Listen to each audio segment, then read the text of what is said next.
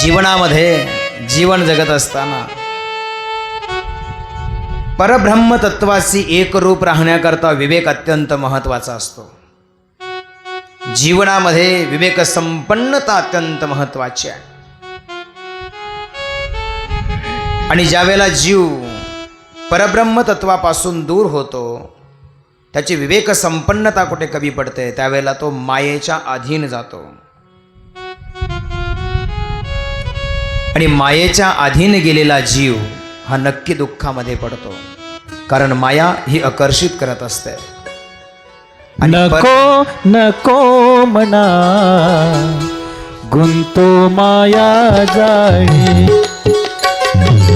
नको नको मना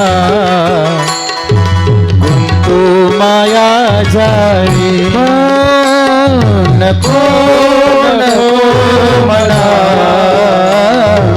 गुंतो माया जाळी. या माया जाळामध्ये जीव गुंतून जातो.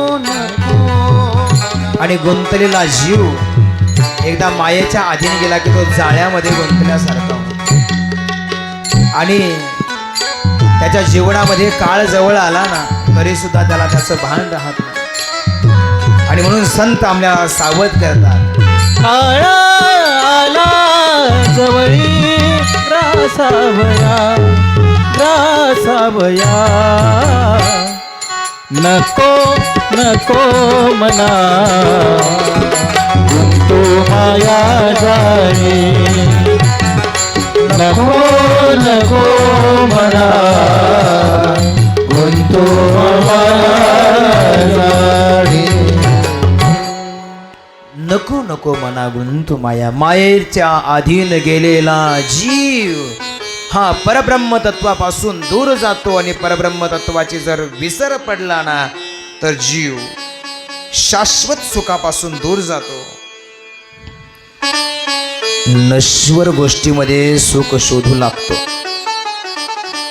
आणि या नश्वर गोष्टींमध्ये सुख नाही, तर पुन्हा पुन्हा पुन्हा पुन्हा याच्या अभिलाषेनं दुःखच प्राप्त होतं. याला कारण अविवेक आहे.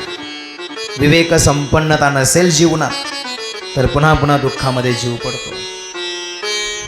ही सगळी चर्चा सुरू आहे. लखन भैया आपला बाणाचं टोक घासतायत. भैया आपल्या पर्णकुटी समोर बसलेले आहेत. प्रभू रामचंद्रजी आणि माता जानकी या दोघांचा हा आध्यात्मिक संवाद चालू आहे. आणि प्रभूंच्या वरती रावणाची असणारी विधवा बहीण आणि या विधवा बहिणीचं नजर प्रभू रामचंद्रांवरती पडते. आणि ती प्रभू रामचंद्रांच्या समोर येते. येताना सुंदर स्वरूपवान होऊन येते, तरुण होऊन येते. तारुण्य, सौंदर्य या सर्व गोष्टी मायावी स्वरूपातून ते धारण करते आणि प्रभूंच्या समोर येते. आणि प्रभूंना सांगते, प्रभूंसोबत बोलू लागते, चर्चा करू लागते. आणि प्रभूला ती म्हणते, तुम सम पुरुष न मो सम नारी.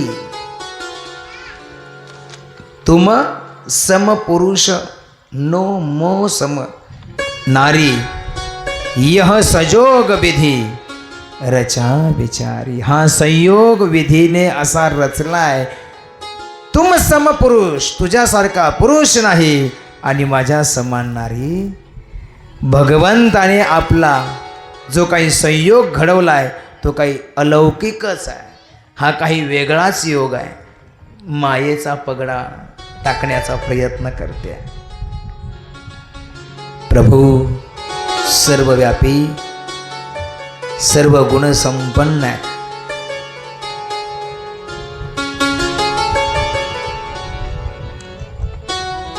ती प्रभूंना जाळ्यामध्ये ओढण्याचा विचार करते.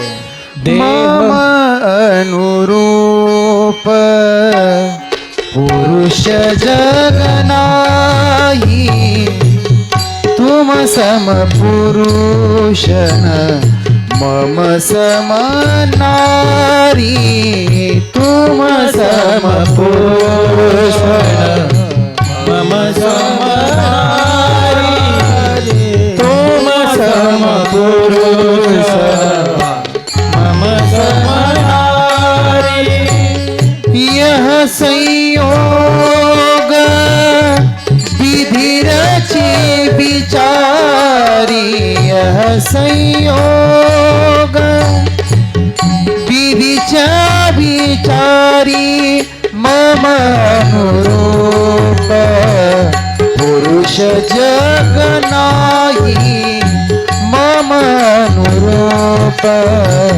पुरुष जग नाही माझ्यासारखा पुरुष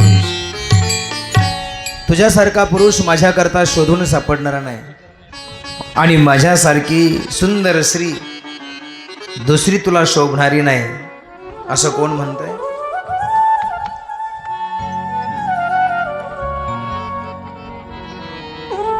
सीतामय्याकडे बघत प्रभू रामचंद्रजी सांगतायत माझा विवाह झालेला आहे पण माझा तो कुटिया समोर बसलेला आहे ना तो माझा भाऊ तो कुवार आहे तो कुवार आहे आता तो कुवार आहे का हो? लखन भैया कुवार आहे का? नाही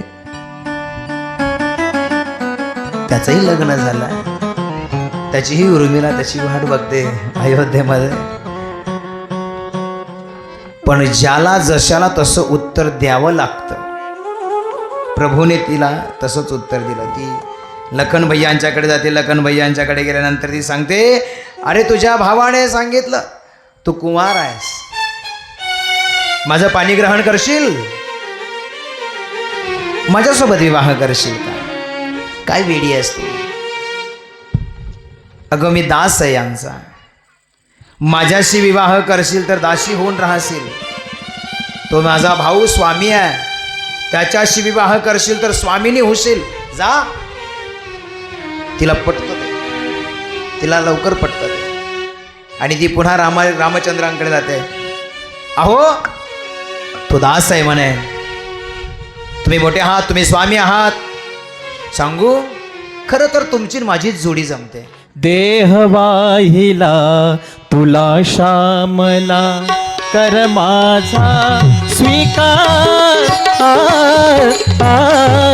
कोण तू कुठला राजकुमार कुठला राजकुमार कोण तू कुठला राजकुमार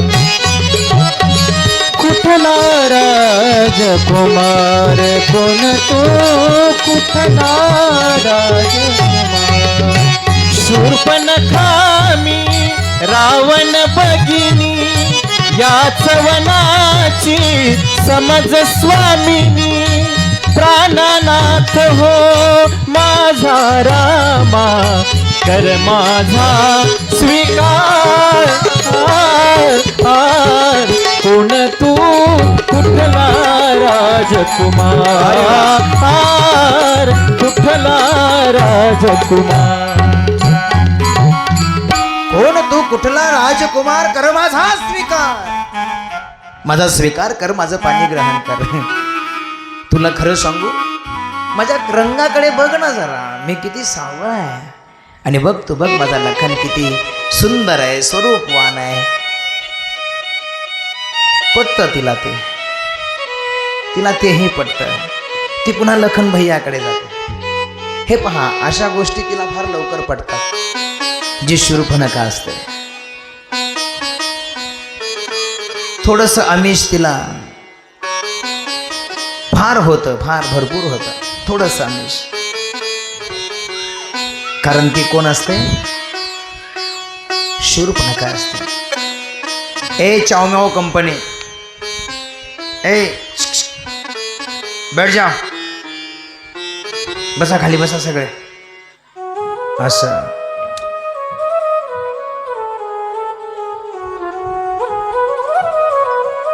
आज वानर सेनेचं आगमन आहे ना कथेमध्ये, त्यामुळे ते अगदी सज्ज होऊनच आलेले आहेत सगळे, त्यामुळे त्यांचंही स्वागत करावं लागेल आपल्याला.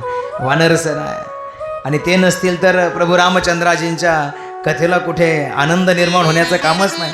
मग त्यांच्या उपस्थितीने तर आनंद निर्माण होतो आणि कथा तर चालली त्यांच्याकरताच. मुलांनी थोडंसं खेळलं, बागडलं, आनंद घेतला, आरडाओरडा केला तरी चालेल, पण मुलांनी कथेमध्ये आलं पाहिजे आणि मुलांना कथेला आणलं पाहिजे. आलं का लक्षामध्ये? थोडासा आमच्यासारख्याला डिस्टर्ब झाला की आम्ही थोडंसं ओरडू, मग तुम्ही ओरडत नाहीत का? मग तुम्ही काय मुलं घराच्या बाहेर हकलून देता? नाही, ओरडता. पण मुलं जे घराच्या बाहेर गेले की तुम्हालाही करमत नाही, तसं आम्हीही ओरडतो. पण कथेला मुलं असले की आम्हालाही आनंद होतो, कारण आहेच त्यांच्याकरता.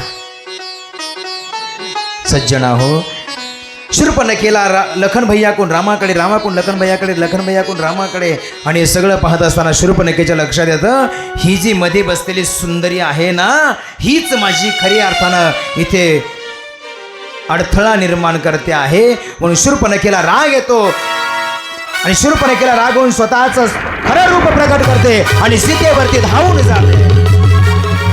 सीतेवरती धावून गेल्याबरोबर प्रभू रामचंद्रजी लखन भैयांना इशारा करतात आणि इशारा केल्याबरोबर लखन भैया तिचं नाक आणि कापून टाकतात. नाक कान बिनु बाई विकारा, जुग खलसेल गेरू के धारा. नाक कान बिनु बाई विकारा, जुनु खलसेल गेरू के धारा. श्रीराम जय राम जय जय राम, श्रीराम जय राम जय जय राम. नाक कान बिनु भई बिकरारा. तर नाक आणि कान शूर्पणखेचं कापलेलं आहे. जोराने किंचाळत शूर्पणखा पळते आहे आणि पळणारी शूर्पणखा धावत धावत येते आणि पुढे खरदूषणाला जाऊन भेटते. खरदूषण विचारतात काय झालं, काय झालं? सांगितलं, अरे खरदूषण, एक तपस्वी, 2 तपस्वी त्या ठिकाणी आलेले आहेत, त्यांच्यासोबत सुंदर स्त्री आहे आणि त्यांनी मी पाणी ग्रहण करण्यासाठी गेले होते, मैं प्यासी थी पाणी ग्रहण करने चली गई थी. अर्थ बदलून कशी बोलते पहा. प्यासी थी पाणी ग्रहण करणे, पाणी ग्रहण म्हणजे लग्न आणि पाणी ग्रहण म्हणजे पाणी पिणं, असे दोनही अर्थ होतात. प्यासी थी पाणी ग्रहण करणे चली गई थी. आणि खरदूषण त्या ठिकाणी येतात. रामाबरोबर खरदूषणाचं युद्ध सुरू झालेलं आहे.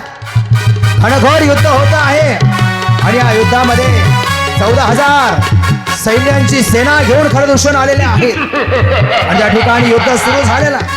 घावावरती घाव सुरू झालेला आहे. प्रभू रामचंद्रजी लखन भैया आपले धनुष्य ताणून त्या ठिकाणी उभे आहेत आणि 14,000 सेनेसह खरदूषणाचा वध प्रभूने केलेला. किंचाळत किंचाळत रावणाच्या सभेमध्ये शूर्पणखा येऊन पोहोचलेली आणि शूर्पणखा रावणाला सांगते, बघ बघ, तुझं नाक कापलंय. अरे हे माझं नाक नाही, मी तुझी बहीण आहे. बहिणीची इज्जत तीच कुटुंबाची इज्जत असते, कुळाची इज्जत असते. बघ, माझं नाक कापलं म्हणजे रावणा तुझ्या कुळाचं नाक कापलंय. कोण आहे तो? सगळा वृत्तांत त्या ठिकाणी सांगितला आणि सगळा वृत्तांत सांगितल्यानंतर रावणाला राग आलेला आहे आणि इतक्यामध्ये शूर्पणखा सांगते, अरे तुझ्या सुंदर बहिणीचे नाक कान कापलेले आहेत, बदलाच घ्यायचा असेल तर त्यांच्या सोबत सुद्धा सर्व सुंदरी अशी असणारी एकच तरुण श्री त्या राजकुमाराच्या सोबत आहे. जाता जाता आग टाकून गेली.